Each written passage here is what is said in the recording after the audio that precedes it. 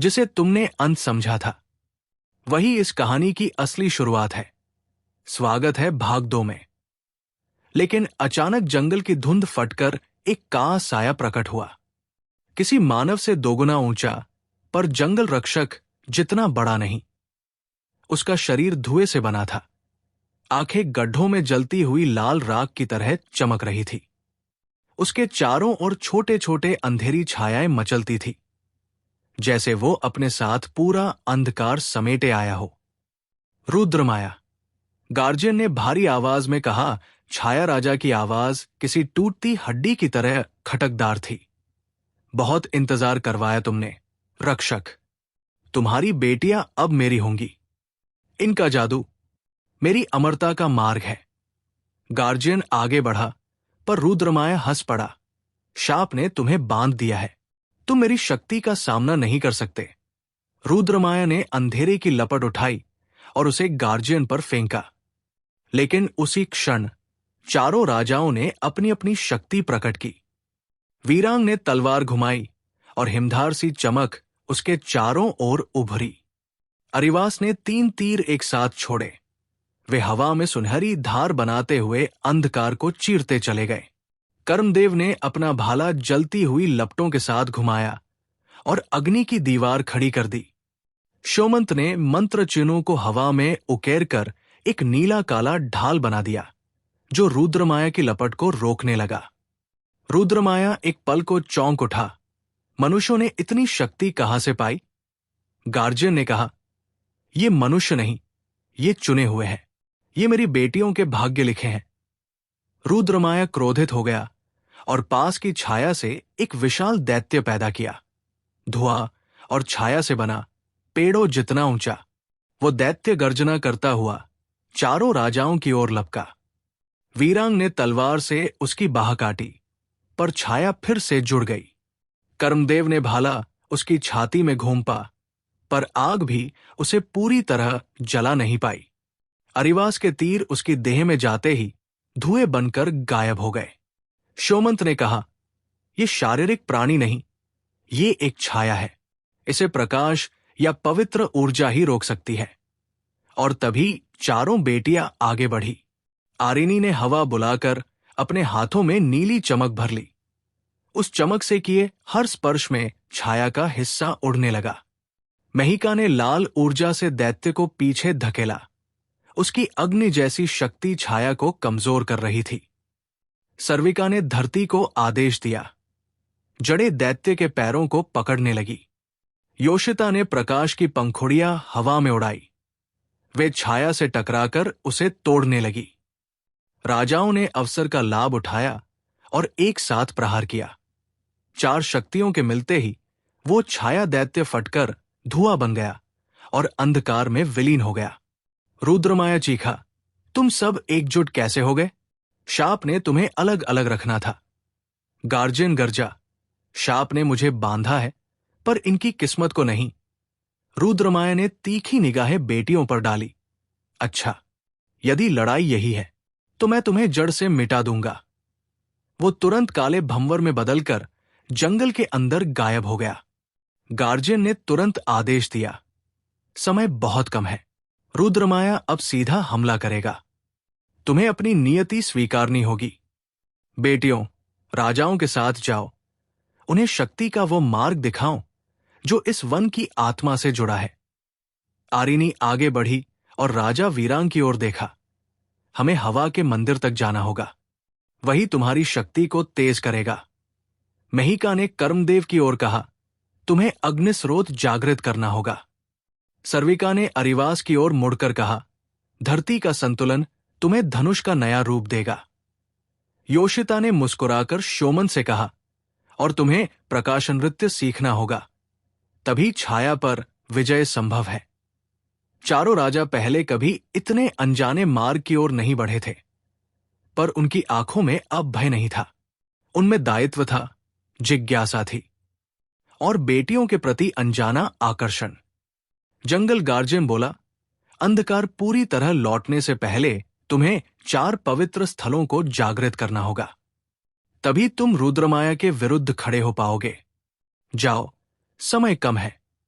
चारों राजा और चारों बेटियां अलग अलग दिशाओं में निकल पड़े, हवा, अग्नि, धरती और प्रकाश के मार्गों की ओर। जंगल में अजब सन्नाटा था, पर उसके भीतर हर पत्ता, हर जड़, हर हवा उन्हें देख रही थी। अब ये यात्रा सिर्फ युद्ध की नहीं थी, ये चार प्रेमों की शुरुआत भी थी, चार नियतियों का मेल भी, और चार जीवनों के बदलने का समय भी। पर जैसे ही वे आगे बढ़े, जंगल के सबसे गहरे हिस्से में रुद्रमाया ने अपनी अगली चाल शुरू कर दी।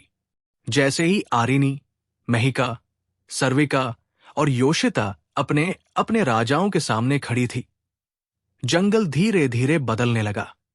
वो दैत्याकार वृक्ष, जो सदियों से शाप का प्रहरी बनकर खड़ा था, अब भीतर से एक गहरी, धड़कती हुई रोशनी छोड़ रहा था।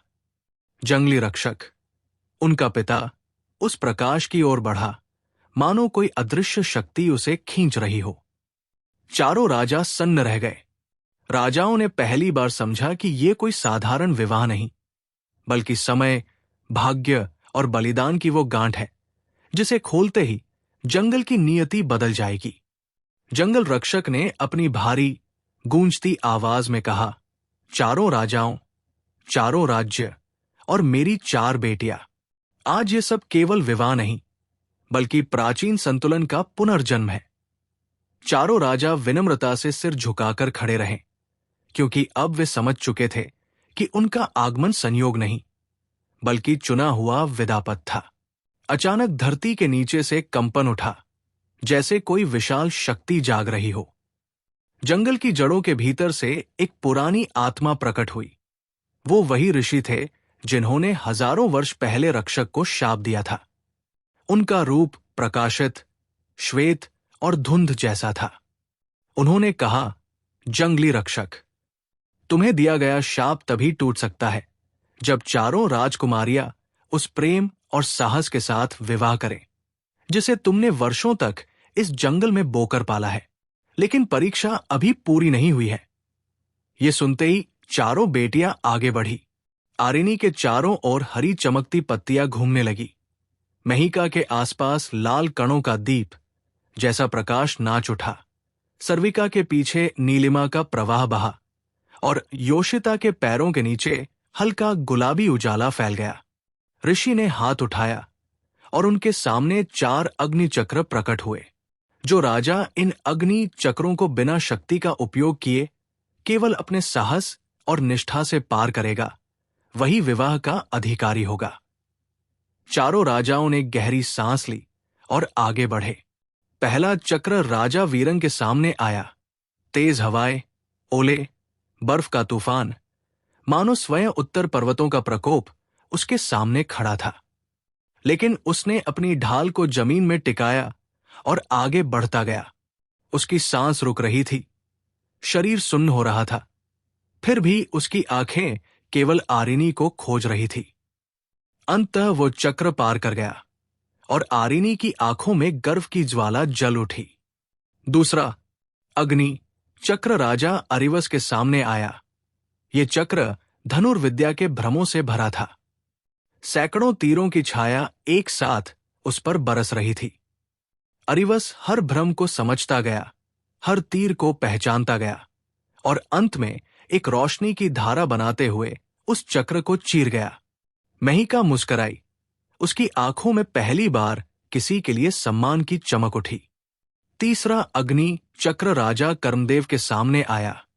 ये चक्र तपिश, अग्नि और तप से बना था। उसके चारों ओर आग के स्तंभ उठ रहे थे। वो हर कदम पर जल रहा था, लेकिन उसकी आवाज स्थिर थी। सर्विका, तुझसे किया वचन मुझे आगे बढ़ाता है। आखिरकार उसने आग की दीवारें चीर दी और सर्विका उसकी ओर बढ़ गई, उसके हाथ को थामते हुए। चौथा अग्नि चक्र सबसे रहस्यमय था। राजा शोमंत के सामने वो चक्र हवा जैसा, धुंध जैसा, सपनों जैसा था। उसमें हर छवि योशिता की ही थी, कभी रोती हुई, कभी हंसती हुई, कभी खोई हुई। ये परीक्षा मन की थी। शोमंत ने अपनी आंखें बंद की और कहा, मैं किसी भ्रम से नहीं, केवल तेरे सच्चे हृदय से बंधा हूं। तुरंत ही चक्र लुप्त हो गया और योशिता हल्के से उसकी ओर दौड़ आई। चारों अग्नि चक्र गायब हो गए और जंगल में एक उज्जवल शांति फैल गई।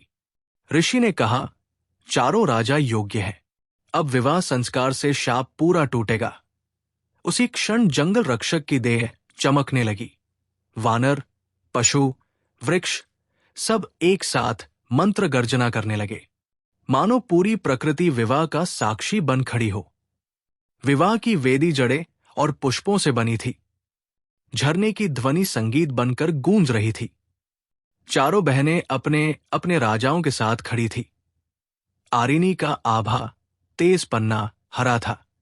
महिका के चारों ओर लाल कण जगमगा रहे थे। सर्विका का घूंघट वायु में फहर रहा था और योशिता हल्के गुलाबी फूलों की वर्षा में नृत्य करती प्रतीत हो रही थी। जंगल रक्षक ने कांपते हाथों से अपने चारों वर वधुओं को आशीर्वाद दिया। उसकी आंखों में वर्षों की पीड़ा और सुख एक साथ छलक उठे। जैसे ही पवित्र मंत्र पूरे हुए, एक तेज प्रकाश का स्तंभ आकाश तक उठा। रक्षक की देह धीरे धीरे पत्थर से मानव जैसी होने लगी। उसके विशाल शरीर से काई हटने लगी, जड़ें टूटने लगी और अंततः वो पूरी तरह मुक्त हो गया। वो अब कोई दैत्य नहीं रहा, बल्कि एक दिव्य वनराजा बन चुका था। चारों बेटियां एक साथ उसकी ओर दौड़ी और उसे गले लगा लिया। जंगल में हर पेड़, हर हवा, हर जीव मानो आनंद में झूम उठा। लेकिन प्रकाश अभी भी शांत नहीं हुआ था।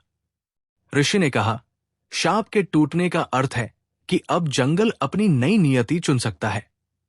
चारों राजा आगे आए। उन्होंने प्रण लिया कि चारों राज्य इस जंगल की रक्षा करेंगे और इसे किसी भी शिकारी, लालची या दुष्ट से बचाएंगे। जंगल रक्षक मुस्कराया, यही मेरी अंतिम इच्छा थी। फिर मानो प्रकृति ने स्वयं विवाह का उत्सव मनाने का संकल्प लिया हो, पेड़ों से फूल बरसने लगे। आसमान में पक्षी गोल घेरों में उड़ने लगे। धरती की मिट्टी में हल्की धड़कन महसूस होने लगी। चारों युगलों ने उसी पवित्र वृक्ष के सामने 7 प्रतिज्ञाएं ली, प्रेम की, साहस की, वचन की और इस जंगल व एक दूसरे की रक्षा की। विवाह के बाद ऋषि धीरे से प्रकाश में विलीन हो गए। जंगल रक्षक ने चारों जोड़ों को अपने राज्य वापस भेजा, लेकिन एक नई पहचान के साथ, जंगल के दूत के रूप में। चारों राज्य समृद्ध होने लगे, प्रजा सुखी रहने लगी और जंगल हर वर्ष और अधिक रहस्यमय और अधिक जीवंत बनता गया। और इस प्रकार प्राचीन शाप टूटा, 4 प्रेम कथाएं जन्मी और जंगल की 4 राजकुमारियां अपने भाग्य के राजाओं के साथ मिलकर 4 दिशाओं में नई दुनिया बसाने निकल पड़ी, ये जानते हुए कि जंगल का हृदय हमेशा उनके भीतर धड़कता रहेगा।